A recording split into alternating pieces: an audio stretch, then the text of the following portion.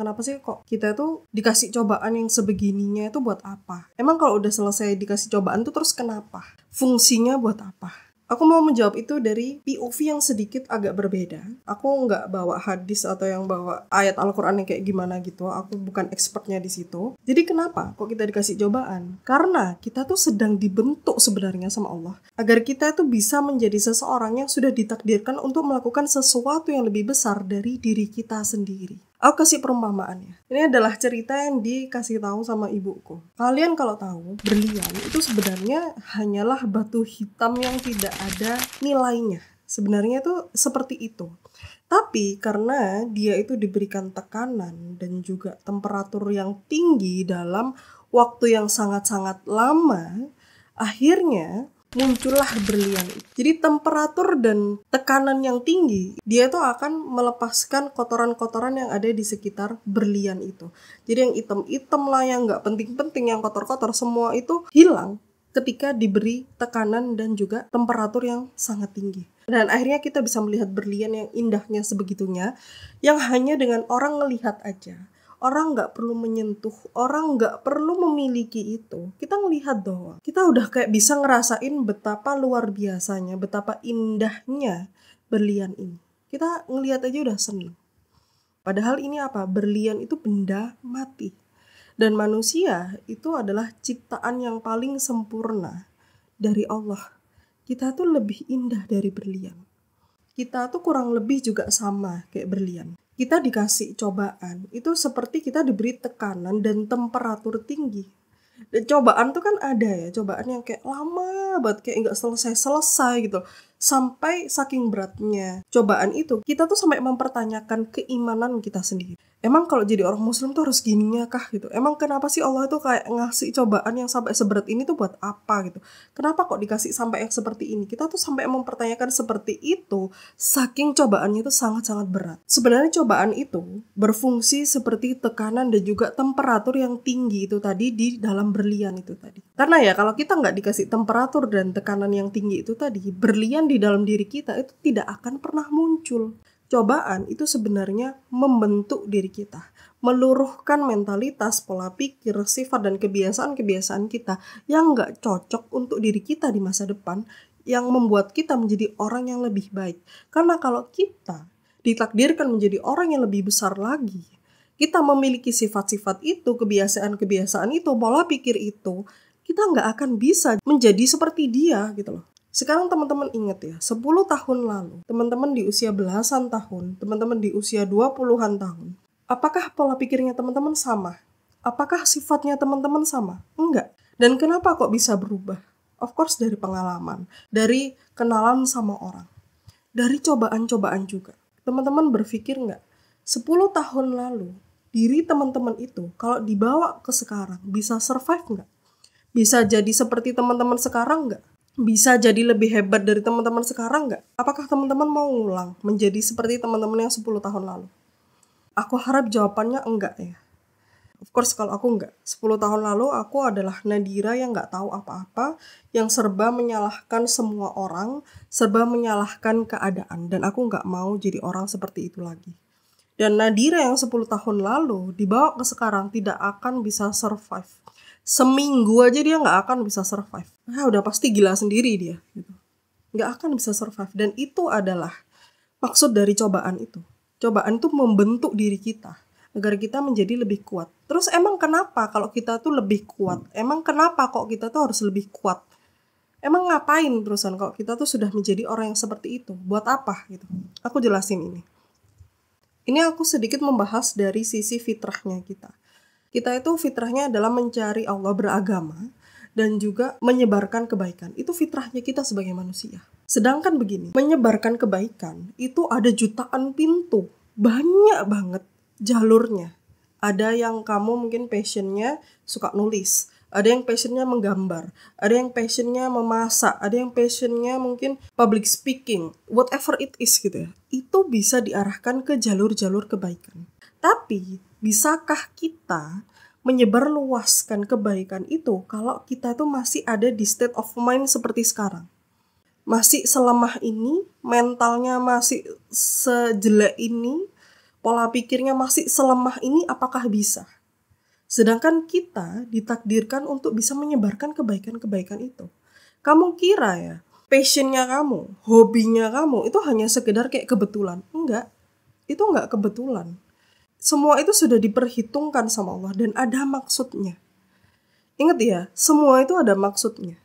Hobinya kamu, passionnya kamu, apa yang kamu suka, apa yang kamu bisa, apa yang kamu nggak bisa, semua itu sudah diperhitungkan sama Allah. Buat apa? Menjalankan misi hidupnya teman-teman. Tujuan hidupnya teman-teman.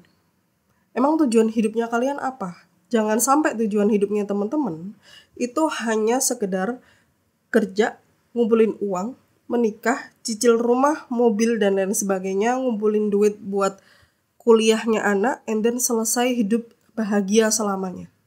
Jangan sampai tujuan hidupnya teman-teman hanya itu. Karena tidak seperti itu, yang di Al-Quran tidak seperti itu. Kita menjadi pemimpin diri kita sendiri. Apakah kamu mau dipimpin sama orang yang seperti dirimu yang sekarang ini? Of course nggak mau. That's why makanya kamu tuh dikasih cobaan-cobaan itu gitu loh. Kita menjadi lebih kuat, kita menjadi lebih baik lagi. Itu sebenarnya ditujukan untuk satu hal. Untuk menjalankan misi hidupnya kita, tujuan hidupnya kita. Pertanyaannya adalah, kamu udah punya misi hidup apa enggak? Jangan sampai tadi misi hidupnya cuma gitu-gitu aja gitu loh. Karena kamu tidak diciptakan hanya untuk mengejar uang yang mana itu adalah ciptaannya manusia. Kamu tidak diciptakan untuk hanya mengejar ciptaan dari hambanya. Kamu tidak diciptakan untuk hanya sekedar mengejar kertas print-printan. Tolong. Cari makna dibalik dari kehidupanmu sendiri. Kalau kamu kesulitan, aku ada e-booknya, silahkan lihat di deskripsi. Tapi kenapa kok cobaan itu diberikan dengan cara yang menyakitkan? Sekarang gini, coba di logika deh. Anak kecil, sebelum dia dimarahin, pasti ibunya tuh udah ngasih tahu pelan dulu. Kayak, Dek, jangan gitu. Dek, jangan dimakan. Dek, jangan diambil. Hati-hati dan lain sebagainya. Tapi apakah dia mendengarkan itu? Tidak. Dan akhirnya apa? Suara ibunya semakin naik, sampai bahkan mungkin gebrak meja kayak apa gitu, main tangan dan sebagainya. Karena apa? Dia tidak menghiraukan panggilan-panggilan yang awalnya itu selembut itu gitu loh. Sama dengan diri kita. Kita sebelumnya itu sudah dipanggil dengan cara yang tidak semenyakitkan itu gitu loh. Tapi kitanya yang nggak ngeh, kitanya yang nggak peka. Dan ini real terjadi di kehidupan aku sehari-hari. Jadi sebelum ada cobaan besar datang, aku tuh harus peka dulu. Ada sesuatu hal yang terjadi sama aku. Ini sebenarnya apa yang ingin Allah sampaikan ke aku? Apa yang Allah ingin aku pelajari dari sini? Jadi sebelum ada cobaan gede gitu, aku harus peka dulu gitu. Karena apa? Aku nggak mau dikasih cobaan yang gede dan susah itu gitu. Kalau bisa yang mudah ya kenapa harus yang sulit? Kan seperti itu. Dan kita diberi cobaan-cobaan yang berat. Ya karena kita disentil-sentil pelan, itu nggak mempan. Makanya kita disentil yang langsung gede, apa yang terjadi? Kita akhirnya notice kan. Sebagian itu juga salah kita juga gitu loh. Karena pasti sebelum-sebelumnya itu pasti ada masalah-masalah kecil yang akhirnya mungkin tidak diselesaikan. Atau seperti apa, akhirnya menumpuk menjadi semakin lebih besar. Dan akhirnya setelah baru segede ini gitu, atau semakin lebih besar lagi, barulah teman-teman tuh sadar, oh ternyata aku punya masalah. Baru setelah itu karena terbiasa ya punya pola pikir yang kayak seorang korban gitu. Merasa bahwa aku adalah orang yang paling tersakiti di dunia. Aku adalah orang yang tidak beruntung gitu ya. Tuhan tuh jahat banget sama aku. Dunia tuh jahat banget sama aku. Padahal sebenarnya enggak gitu loh. Kitanya aja yang terlalu lama dan tidak mau memperbaiki masalah-masalah kita yang masih kecil. Dikasih cobaan besar, ya karena kamu notisnya tuh kalau cobaannya udah gede. Setelah kita tahu kalau cobaan itu membuat kita menjadi lebih kuat dan membentuk kita untuk sesuatu hal, dan sesuatu itu adalah untuk berbagi kebaikan, and then gimana caranya kita tuh survive di setiap cobaan itu. Ini adalah hack yang aku dapatkan di baru tahun ini gitu ya, bahkan mungkin pertengahan tahun ini, dan ini adalah hack yang sangat luar biasa mudah tapi sangat-sangat menguatkan aku. This is true. Hanya dengan mengubah gimana cara aku berpikir terhadap cobaan itu sendiri, itu bisa bikin aku bener-bener kayak lebih kuat aja kayak gitu loh. Kayak lebih menjalani cobaan itu pun lebih kayak ya lebih tenang aja gitu menjalani hal itu sambil mencari solusinya itu apa. Pola pikir yang aku pakai adalah aku melihat cobaan itu sebagai cara Allah mengkomunikasikan ke aku agar aku mempersiapkan diriku untuk sesuatu yang lebih besar itu tadi. Jadi aku tidak lagi terjebak bahwa cobaan itu adalah amarahnya Allah. Aku tidak lagi terjebak cobaan itu adalah sesuatu hal yang buruk. Cobaan itu bukan sesuatu yang negatif. Tapi cobaan itu adalah caranya Allah agar aku bisa menjadi hambanya yang jauh lebih baik dari yang sebelumnya. Allah itu sedang mempersiapkan aku untuk sesuatu hal yang jauh lebih besar. Dan segala hal yang datang ke aku itu mempersiapkan aku agar bisa menerima hal ini, agar bisa menjalankan hal yang besar ini. Karena kalau aku 5-10 tahun yang lalu, gak mungkin aku tuh bisa duduk gini, ngomong kayak gini ke depannya teman-teman. Gak akan bisa. Dan ini adalah sudah dari bagian dari panggilan hati aku untuk ngomong seperti ini ke teman-teman semua. Gak hanya ngomong ya, nulis juga sama. Aku akhirnya bisa survive. Itu hanya dengan mengubah itu. Dari cobaan itu yang kayak negatif gitulah ya. Sesuatu hal yang sulit, sebuah hukuman dan lain sebagainya. Sesuatu hal yang negatif.